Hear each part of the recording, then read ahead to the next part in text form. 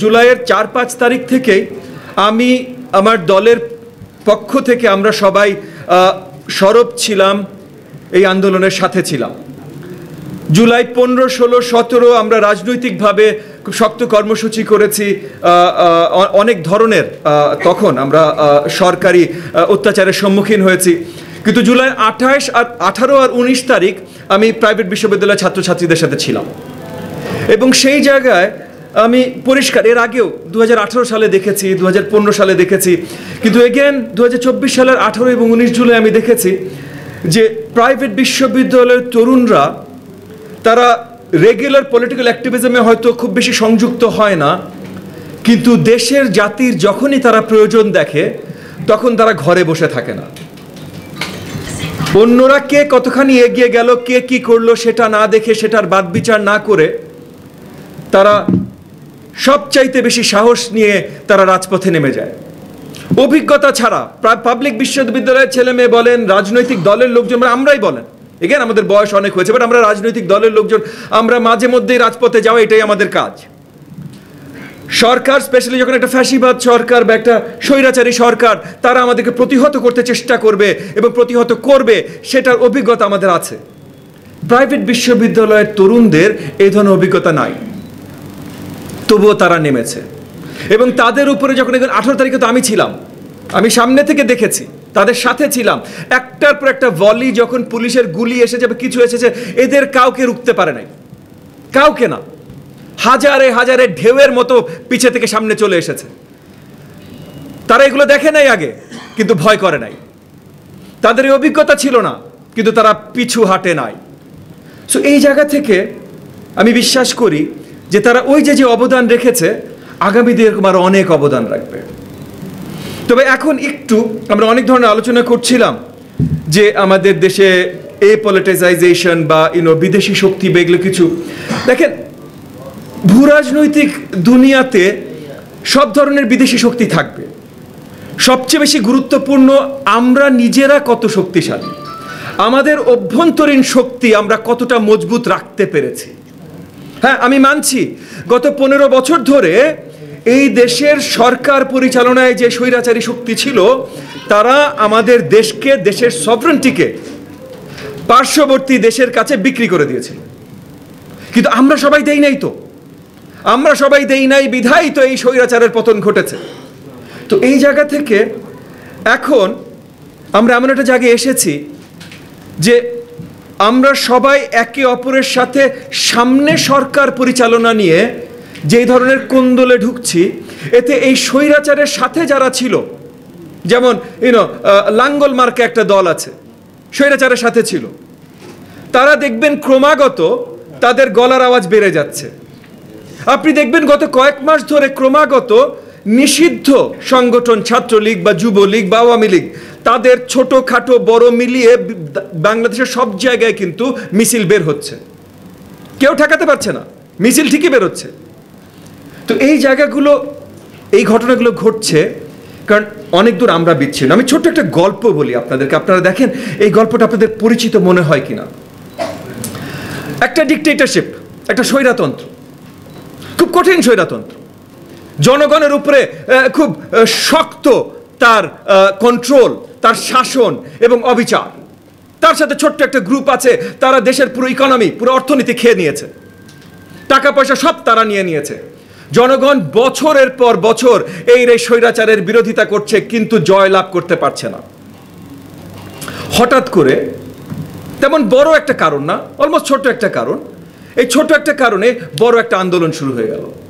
এই আন্দোলনের মাধ্যমে এই যে বছরের পর বছর এই স্বৈরাচারীর বিরুদ্ধে যে একটা তেজ গড়ে উঠেছিল জনগণের ভিতরে, এটার বহিঃপ্রকাশ হলো, বিশাল একটা গণ অভ্যুত্থান হলো। বিশাল একটা গণ অভ্যুত্থানের পর স্বৈরাচারের পতন হলো। স্বৈরাচারের পতনের সাথে সাথে সবাই আনন্দে উদযাপন করছে। কেন? কারণ স্বৈরাচারের পতন হয়েছে। কিন্তু এই স্বৈরাচারের পতন কোনো একটা শক্তির মাধ্যমে হয় নাই। জনগণের বিভিন্ন শ্রেণীর, বিভিন্ন অংশের, বিভিন্ন জায়গা থেকে সবাই, ছাত্র বলেন, জনতা বলেন, লেবার ক্লাস বলেন, পাবলিক বিশ্ববিদ্যালয় বলেন, প্রাইভেট বিশ্ববিদ্যালয় বলেন, রাজনৈতিক দল বলেন, সবাই একত্রিত হয়েছে। সো এই স্বৈরাচারের সরকার পড়ার পর নতুন সরকার কে পরিচালনা করবে, এইটাতে আর কেউ একমত হতে পারে নাই। তখন মোটামুটি দুর্বল একটা ইন্টারিম সরকার তৈরি হয়েছে। এই ইন্টারিম সরকার, দুর্বল একটা ইন্টারিম সরকার তৈরি হওয়ার পর, এটা এগেন তাদের দোষ না, তারা ইন্টারিম সরকার, দুর্বল সরকার, দুর্বল একটা ইন্টারিম সরকার তৈরি হওয়ার পর 6 মাস 8 মাস 10 মাস চলে গেছে, তারা আইন শৃঙ্খলা ব্যবস্থা কোনো ধরনের কন্ট্রোলে আনতে পারে নাই, তারা অর্থনীতিকে কোনো ধরনের কন্ট্রোলে আনতে পারে নাই। এইটার মাধ্যমে কি হয়েছে, একটা কাউন্টার রেভলিউশনের জায়গা এসেছে।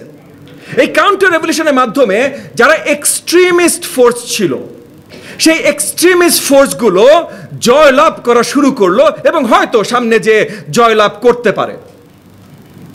এই গল্পটা কি আপনাদের পরিচিত মনে হচ্ছে? এখানে কেউ আছেন এই গল্পটা পরিচিত মনে হচ্ছে? কিছু দূর, একটু বা অনেকখানি? এই গল্পটা কোথাকার? আপনারা বলবেন বাংলাদেশের। আমি বাংলাদেশের গল্পই বলি নাই, আমি বাংলাদেশের গল্পই বলি নাই। আমি 1917 সালের রাশিয়ার গল্প বলেছি, আমি 1784 সালের বা 1789-এর ফ্রান্সের গল্প বলেছি, আমি 1974-এর ইথিওপিয়ার গল্প বলেছি।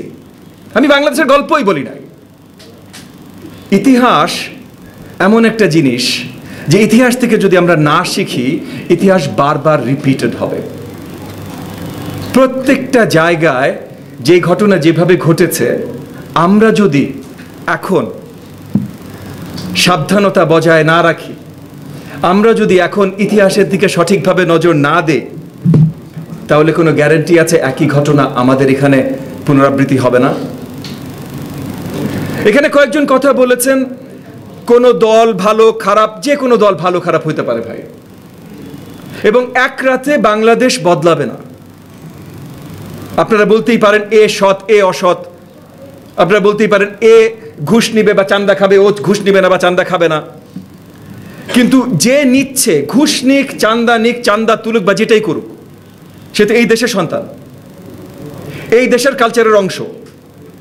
তাহলে এই দেশের কালচারের অংশ যদি হয়, তাহলে এই কালচারটা এক রাতে বদলে দিতে পারবো আমরা?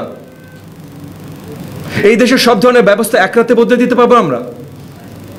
না, আমাদের অগ্রসর এইভাবে হতে হবে যেন আমরা বদলানোর কাজটা শুরু করি। আমার আগে রিফাত যেভাবে কথা বলেছেন বা লিটন ভাই যেভাবে কথা বলেছেন, যে আমাদের বদলানোর কাজটা শুরু করতে হবে। রেভলিউশন, অনেকে রেভলিউশনের কথা বলে। আজকে আমাদের মাঝে অনেকে কথা বলছেন, আমি আজকের এই অনুষ্ঠানের কথা বলছি না, বাট আশেপাশে অনেকে কথা বলছেন, কেউ পাগড়ি পরে, কেউ পাগড়ি ছাড়া, অনেকে কথা বলছেন, যারা কথা বলছেন খুব এক্সট্রিম রেভলিউশনের কথা। এই যে দেশগুলোর গল্প আমি বললাম, এই দেশগুলোতে কিন্তু এই এক্সট্রিম রেভলিউশন হয়েছিল।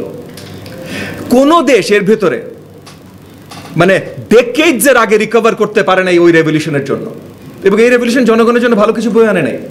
লক্ষ লক্ষ ইফ নট কোটি কোটি প্রাণহানি হয়েছে।